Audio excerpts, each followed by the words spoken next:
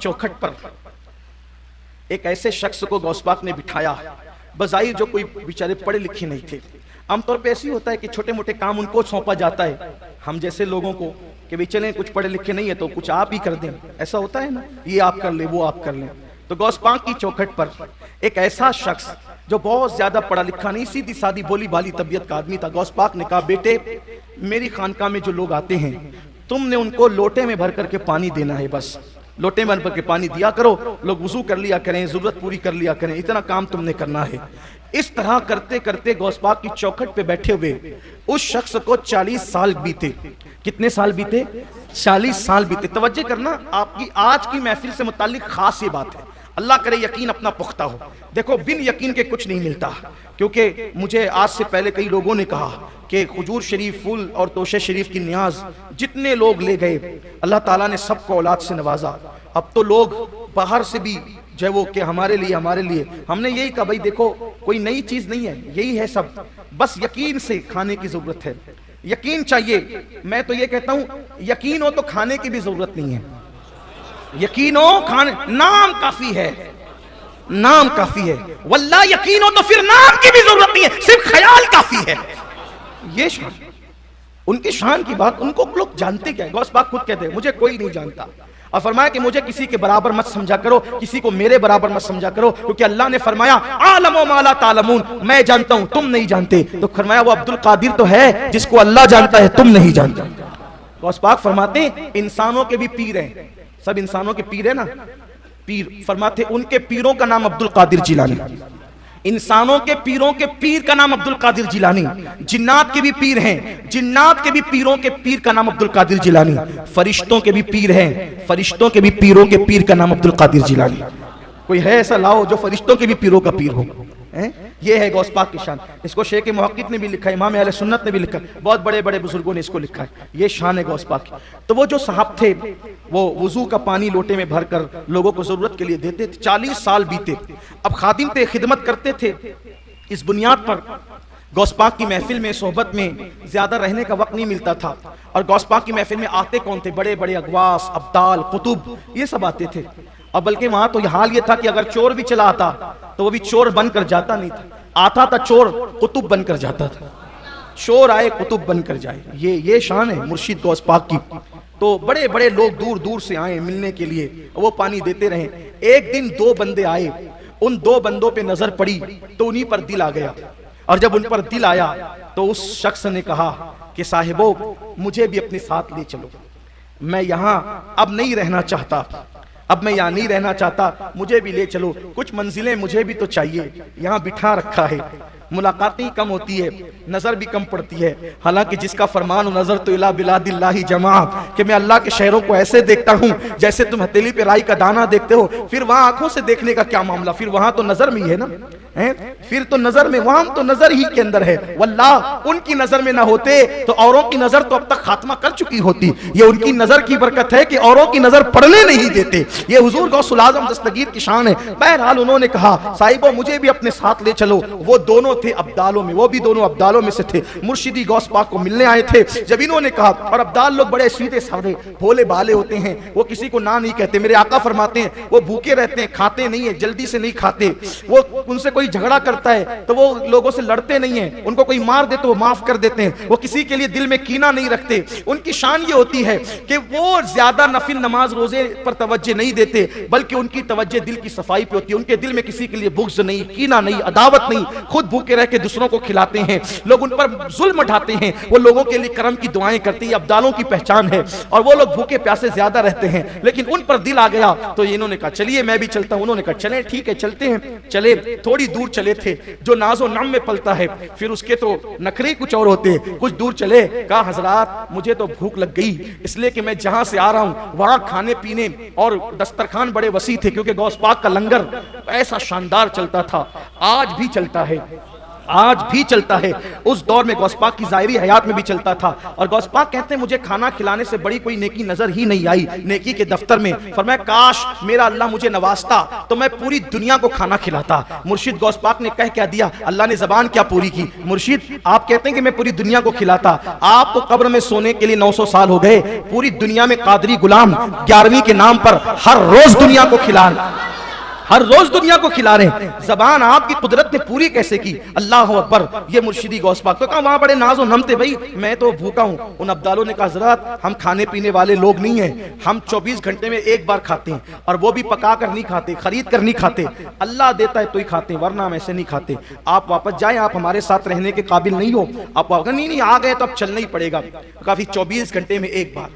24 گھنٹے ہوئے، بھوک سے حالت خراب، مفت پالا تھا کبھی کام کی عادت نہ ہوئی. ہائے آج یہ حال ہو گیا. تو بھوک سے نڈھال، بھوک، تکلیف، تھکن، سب کچھ. 24 گھنٹے بیتے. کہا حضرات رحم کرو، مر نہ جائیں، کھانے کا انتظام کرو.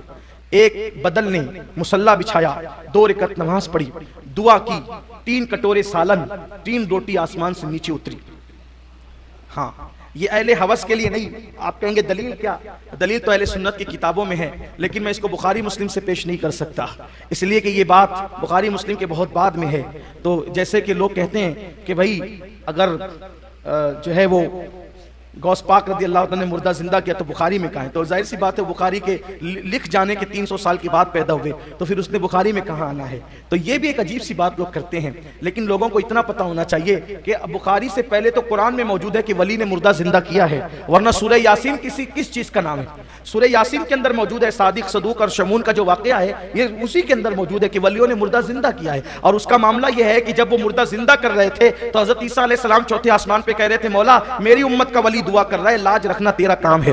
سفارش کون کر رہا تھا؟ عیسیٰ علیہ السلام، کہ میرا ولی دعا کر رہا ہے، لاج رکھنا تیرا کام ہے، کیونکہ وہ میرے دین کا محافظ بن کر کھڑا ہے. تو اب کیا ہمیں قرآن سے یہ سبق نہیں ملتا کہ اگر سورہ یاسین یہ بتا رہا ہے کہ امت عیسیٰ دعا کرے، امت عیسیٰ کا ولی، تو پھر سفارش کے لیے حضرت عیسیٰ کھڑے رہتے ہیں کہ میرے دین کی حقانیت کا سوال ہے، تو نے مردہ زندہ کرنا ہے اگر اس نے کہہ دیا تو. اور جب غوث پاک کہتے ہوں گے قم باذن اللہ، تو مصطفیٰ جان رحمت کہتے ہوں گے میرا عبد القادر کھڑا ہے مولا، اب لاج تیرے ہاتھ. اب معاملہ صرف دین کا ہی نہیں، دین کا بھی ہے، محی الدین کا بھی ہے.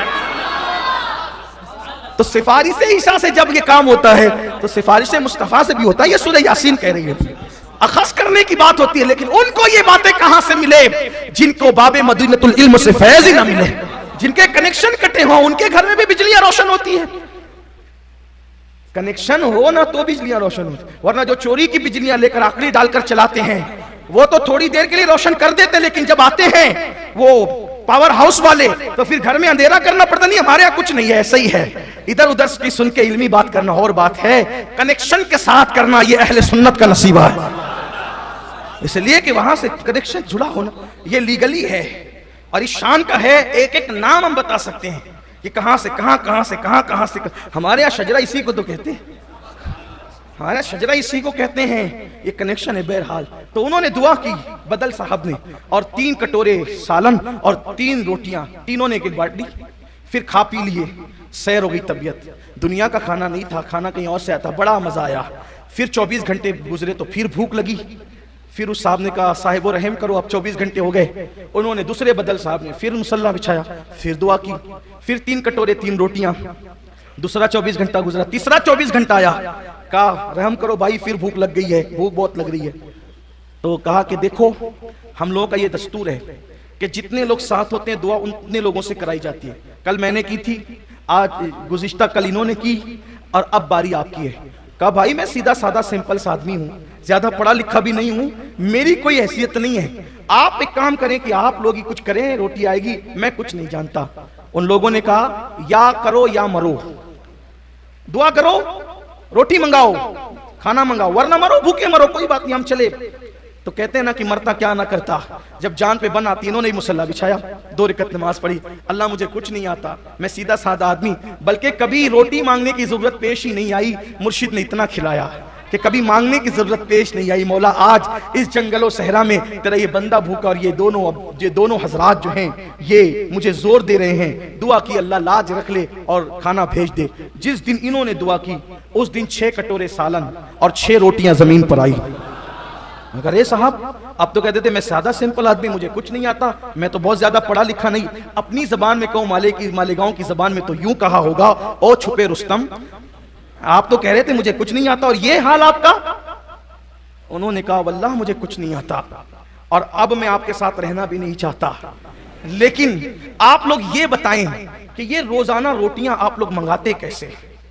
کہا لیکن آپ کا معاملہ ہمارے سمجھ میں نہیں آیا کہ آپ کے مانگنے پر ڈبل کیسے آیا. ہمارے مانگنے پر تو ایک ایک آتا تھا, آپ کے مانگنے پر ڈبل. کہا وہ سب ہم بعد میں بتائیں گے, لیکن پہلے یہ بتاؤ آپ لوگ کیسے منگاتے ہو, کیونکہ میں نے جیسے منگایا وہ تو میرا دل جانتا ہے, لیکن آپ لوگ کیسے منگاتے ہو؟ انہوں نے کہا حضرات ہم لوگ ابدال ہیں, ابدال. وہ جو 40 لوگ ہوتے ہیں ان میں سے ہم 2 ہیں, ابدال ہیں, اور ہم کماتے نہیں ہیں, ہم لوگ جو ہے وہ خریدتے نہیں ہیں, پکاتے نہیں ہیں, اس میں وقت نہیں لگاتے, ہم اللہ کی یاد میں رہتے ہیں, اللہ کی یاد میں رہتے ہیں, لیکن ہم ابدال ہیں.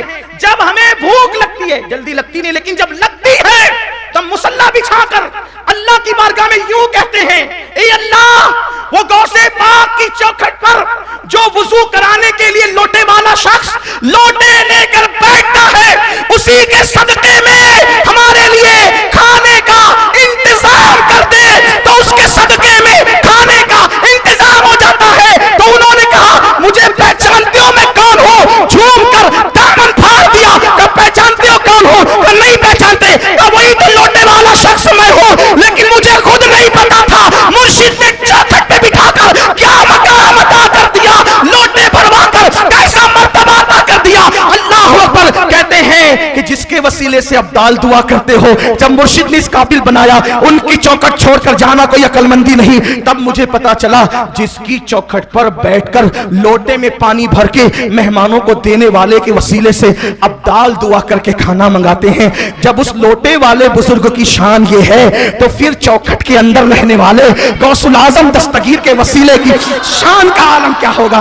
اسی لیے فرماتے ہیں جب دعا کرو میرے وسیلے سے کرو, جو میرے وسیلے سے دعا کی جاتی ہے اللہ قبول فرماتا ہے. یہ ایک مرشد حضور غوث پاک رضی اللہ تعالی عنہ کی شان ہے, اور یہ ایسا عنوان ہے کہ مجھے اس پر کھڑا کیا جائے تو میں حریص ہوں. کچھ عنوانات ایسے ہیں کہ جو میری اپنی طبیعت میں رچ بس گئے ہیں, اور مجھے ایسا لگتا ہے کہ یہ میری زندگی کے عنوان ہیں, اس لیے کہ اپنے پاس کچھ نہیں ہے, جو کچھ ہے سب انہی کی چوکھٹ کی خیرات ہے. اور آپ سے بھی کہتا ہوں مضبوط دامن پکڑو, اور ایسا پکڑو کہ یک گیر محکم بگیر. میں تو کہتا ہوں, لوگ کہتے ہیں ملتا نہیں, میں کہتا ہوں ملے نہ ملے یار, کیا یہ کم ہے کہ نام لینے کی توفیق